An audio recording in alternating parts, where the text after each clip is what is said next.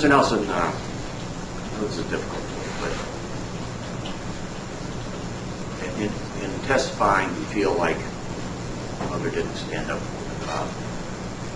What kind of a situation does that place you in terms of coming in here and testifying on behalf of your brother?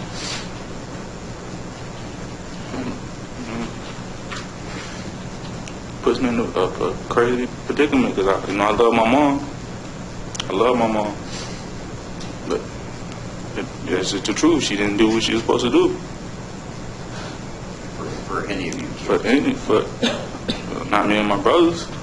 I mean, I'm 30 years old, man. I can't get over that junk, man. You ever talked to Brandon about the impact on him? I mean, we knew what the impact was. We wasn't bad children, man. My life messed up, man, because of that. I mean, No further questions.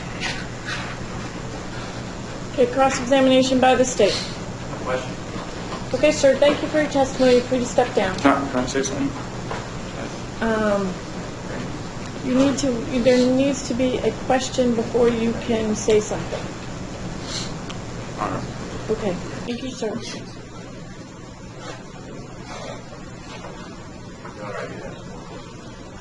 Okay, do you have more questions? Okay, I'll allow more questions.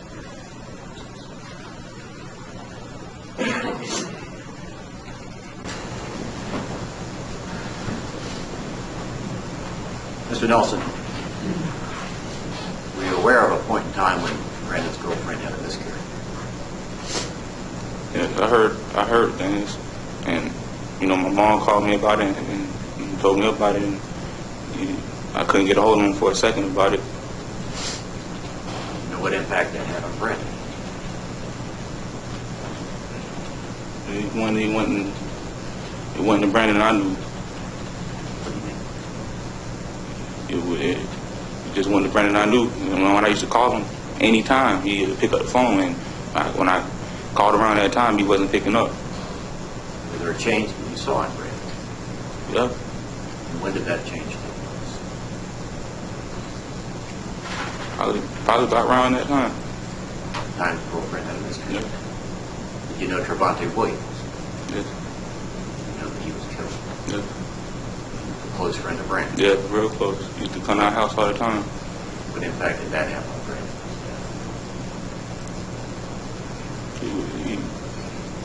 I remember the night that happened. I held him for about an hour straight, in the middle of the street. He was crying just like a little baby. He didn't want to do nothing else, but you couldn't understand it. I had never seen him break down like that. You see a change in Brandon at about that point in his life?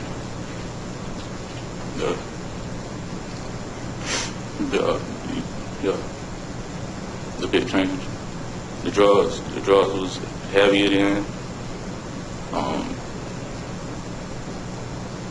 It wasn't the Brandon I knew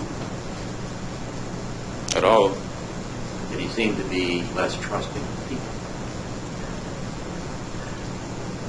I mean, he was still trusting, but not to everybody. He just didn't deal with a lot of people after that. You know of other friends that he lost and how that affected him because Yeah. some of the other losses. My cousin Marcus, he passed away. He was killed. You said he was killed. Yeah. Shot. Yeah, he was murdered. How did that affect Brandon? That affected the whole family. Affected everybody. It affected him. He took it hard too.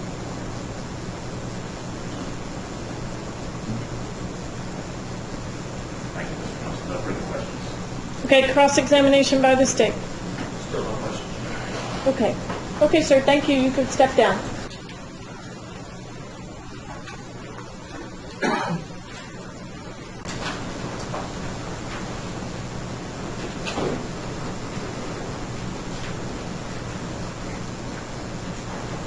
Okay, other witnesses on behalf of the defense?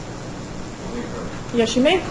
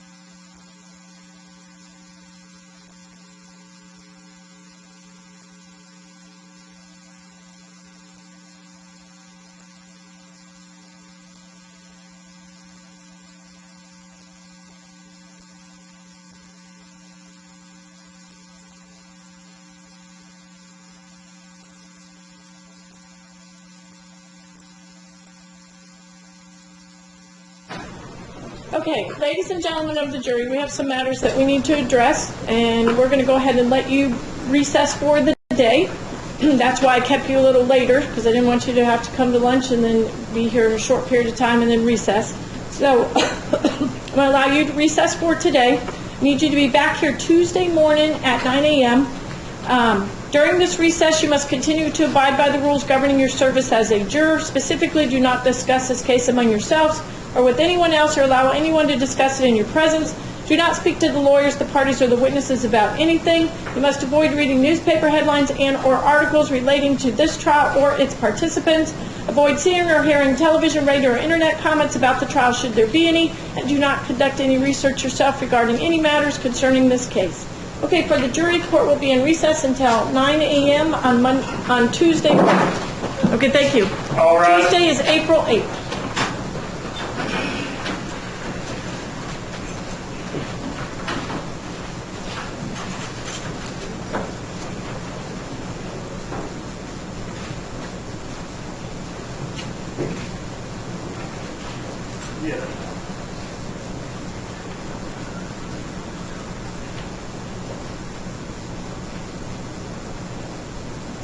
Okay, please be seated.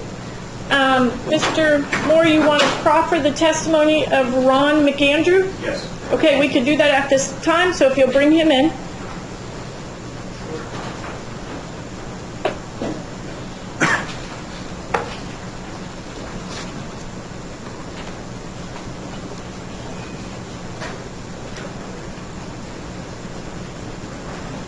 Sir, if you'll step up before the court to be sworn.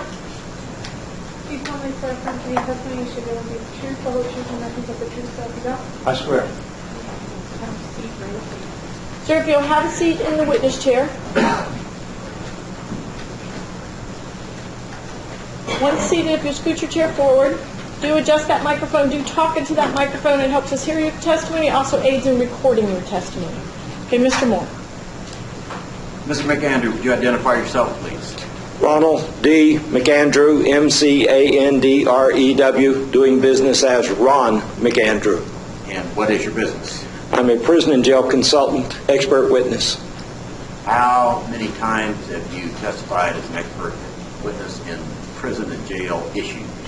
More than 50. And how many of those have been testimony as an expert witness in death penalty cases on the issues of prison conditions? Between 6 and 12. And when was the most recent time you testified as an expert in your field in a death penalty case?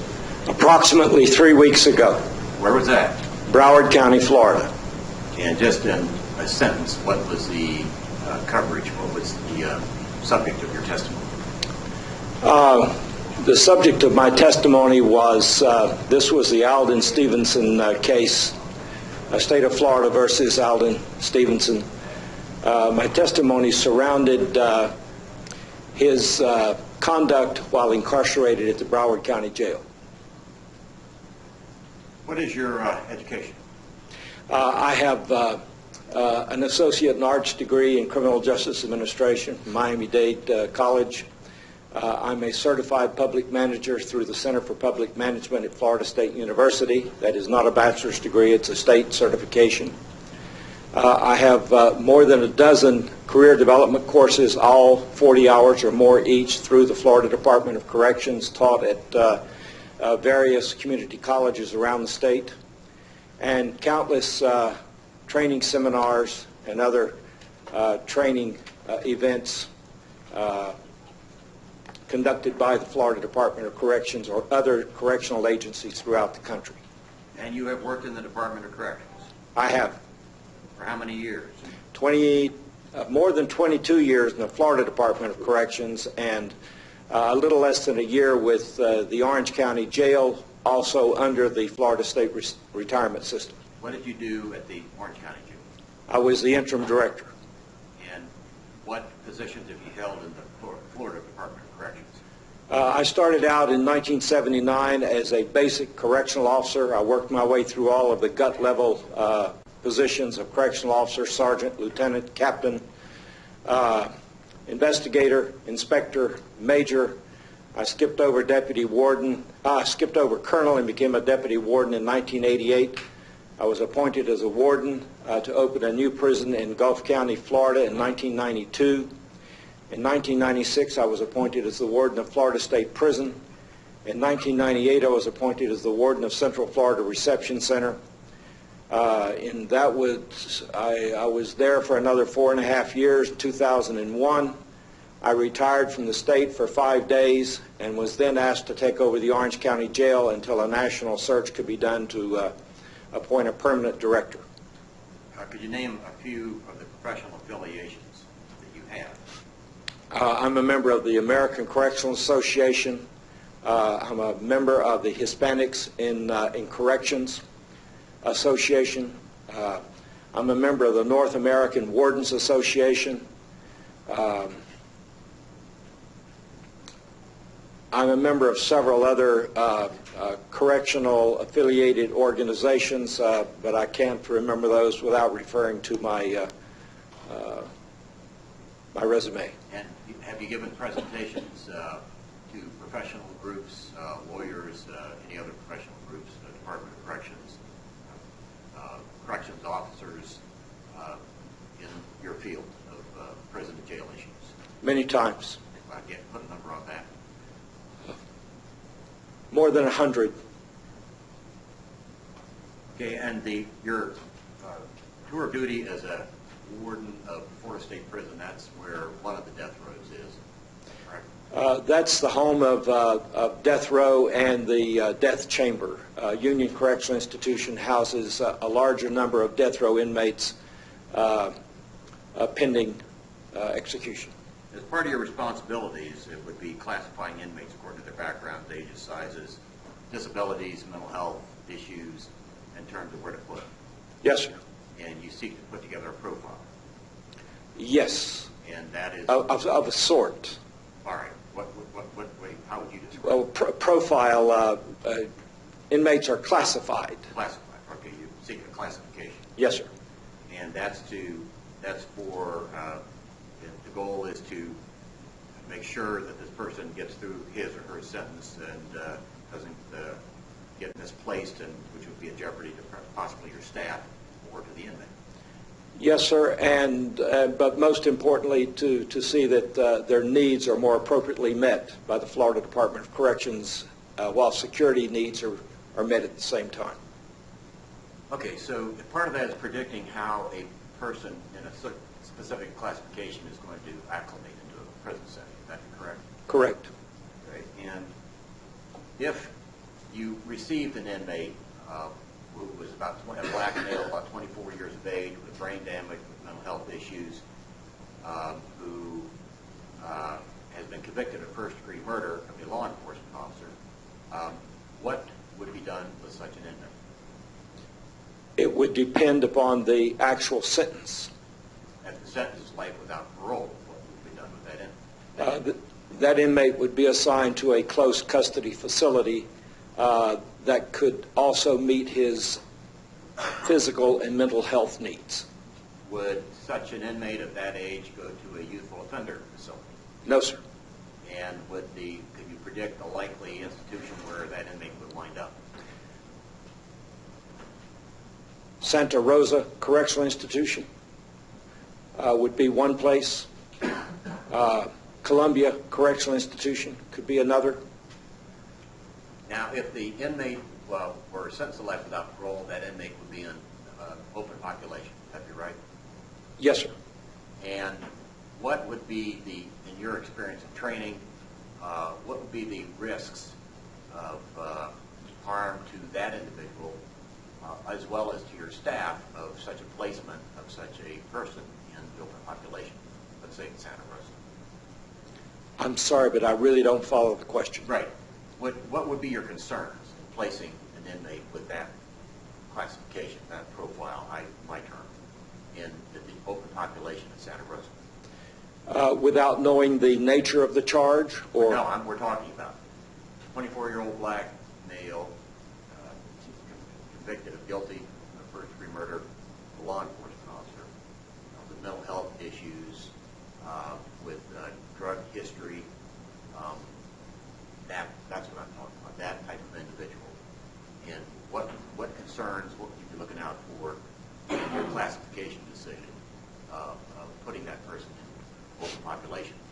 Well, first of all, I wouldn't have any choice about whether he went to a close custody facility or not.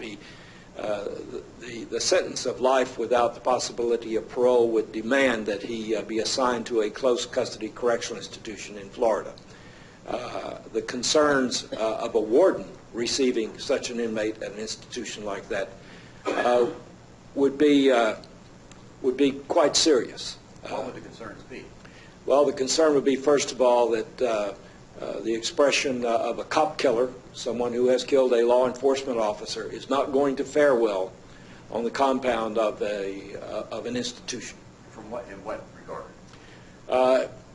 It's common knowledge that pretty much across the board, correctional officers throughout the state or throughout this country despise cop killers. I dealt with this throughout my career, from the lowest rank to the highest rank that I held with the Florida Department of Corrections. I've seen it firsthand many times, and I know without question that inmates who have killed law enforcement officers do not fare well with staff. And what is the purpose of the staff that you're talking about? What is their function? What are their responsibilities in governing an inmate population? Their first responsibility is to protect the public. Their second set of responsibilities is to protect staff, inmates, and the institution as a whole. Dealing with the second set of responsibilities, knowing that Mr. Bradley is a killer of a police officer, what impact would that have on correctional staff and their ability to, and your confidence in their ability to protect somebody like Mr. Bradley? As the warden, I would be afraid that staff would turn a blind eye to most anything that could happen to an offender who has killed a law enforcement officer. A 24-year-old black male with mental health issues, mental illness, drug history, who has killed a law enforcement officer in an inmate population, what sort of dangers would you expect your staff to be on the lookout for to protect him from? I would first look at his stature, his mental health in terms of how he can maintain his status quo. Let me stop you there. Mr. Bradley, would you stand up, please?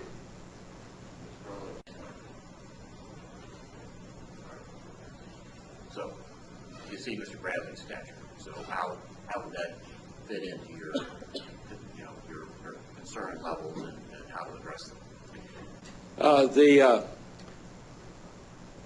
The more experienced offenders who have done a lot of time in many cases, most cases, the offenders who are larger, those that are brutal, would seek out the smaller, less defensible offenders, such as this gentleman. Meaning Mr. Bradley. Yes, they would. So if you want to put it in kind of blunt terms, if there's a food chain, he would not be at the top, he'd be at the other end. He'd be at the bottom.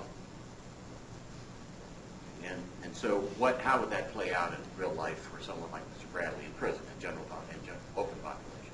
In open population, he would have difficulty maintaining any kind of personal property. It would be taken away from him.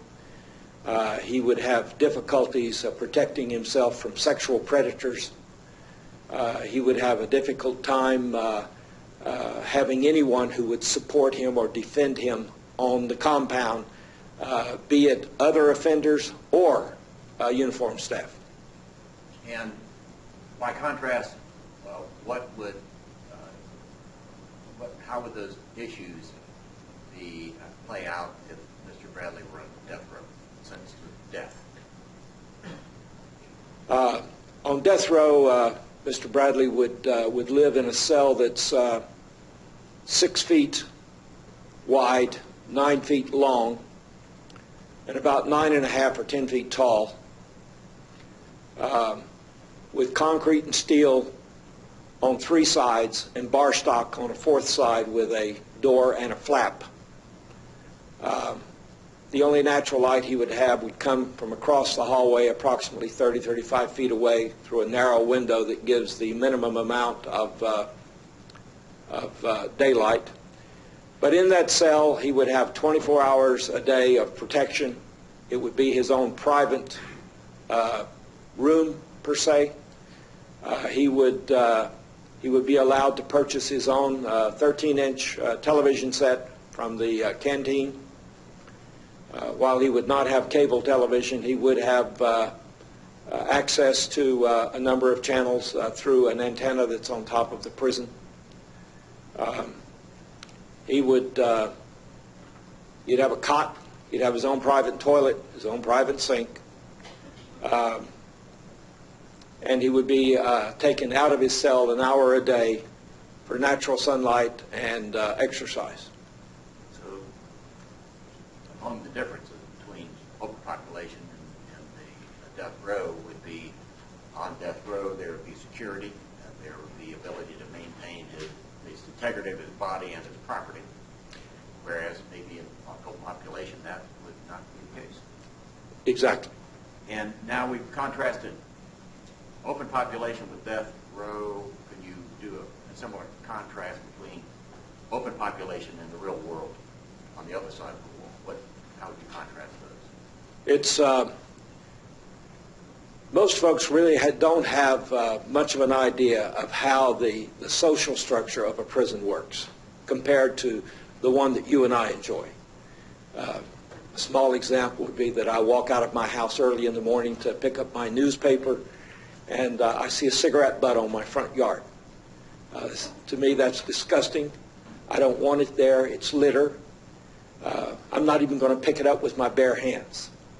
I'm going to find something to pick up with, dispose of it, get it away. That same cigarette butt on a prison compound represents pleasure, represents power, represents money, represents trading material. It represents the ability to do something with what you and I would consider as nothing. Looking another person directly in the eye, as I'm looking at you right now, could get yourself seriously hurt or possibly even killed in a prison. You don't look at another person directly in the eyes without their permission. It's a place where you walk a very fine line in order to maintain your own personal safety and security. You can't be a friend of the uniformed staff or you'll be seen as a snitch. At the same time, you have to be very careful who you're friendly with among the offender population, because they may want something for you that you're not willing to give up. It's an entirely different social structure. Things that mean an awful lot to offenders mean nothing to us in many cases. And the value of life there as opposed to the value of life out here has two different meanings.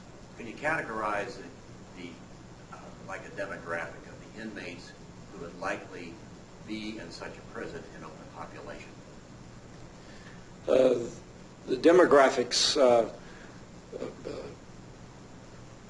Well, I really don't follow. Well-heeled people who are they tend to be on the violent side? Do they tend to be the worst offenders? Those sorts of criteria. That's not one. At a close custody facility, of course, you're going to have a mixture. You're going to have the worst of the worst. You're going to have a lot of people that are doing life without the possibility of parole. You're going to have people that are doing life on what I call the installment plan, in and out of prison every 5 or 10 years. You're going to have sex offenders. You're going to have every walk and talk you can possibly imagine. And mixed in with this, you're going to have some good and decent people who made a mistake and are paying for it. And are these people who, well, let's say when lights go out, are they have individual cells, or what would be the bunking arrangement? There's generally two types of housing for close custody offenders around the state of Florida. You could either be in a two-man cell where you would be locked in your cell from a certain hour late in the evening until an early hour in the morning. And then your cell would be unlocked during the day. A large percentage of the population, to include close custody inmates, is what's called open bay dormitories. And these are dorms where approximately 60, 65, even 70 inmates sleep in bunks that are actually double bunked in certain areas along the walls. of these dormitories. So you could be in either a cell with one other person or a number of other persons, or in an open bay dormitory. In an open bay, what type of security is in place to protect inmates from each other? You have an officer who is in a control room, which is situated between two of these open bays, normally, and he or she is there throughout the day, 24 hours a day, and if they see a fight going on or an assault of some kind in an open bay dormitory, or for that matter in a two-man cell, they call in an emergency call to get additional staff there to break it up. How quick is the response? It all depends on the institution. It depends on the staffing of the institution. It depends on the staffing of that particular shift. It could be anywhere from minutes to quite some time. Could depend on their attitude toward the inmate. Yes, I'm afraid to say so. That's my comment. Okay. Does the state wish to inquire? No. Okay, sir, thank you for your testimony. You're free to step down. Yes, ma'am.